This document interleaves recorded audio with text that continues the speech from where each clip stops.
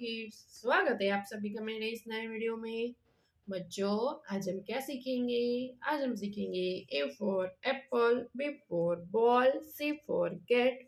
Okay बच्चों, ये क्या है? ये है हमारे कलर्स। चलो बच्चों, कलर्स नेम जानते हैं। Blue colour, green colour, orange colour, light green colour, yellow colour.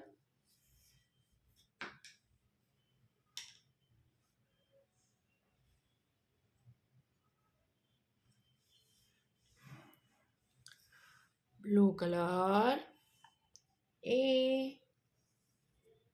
A for apple.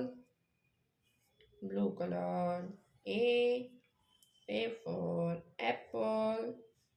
इसके बाद B. Green color, B. B for banana. B के बाद C. Blue color, C. C for camel. C के बाद D. D for dolphin.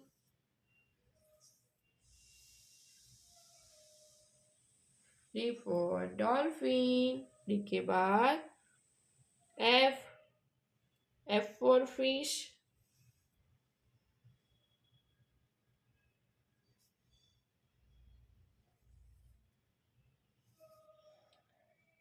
E. E for eagle. E के बाद F. F for fish.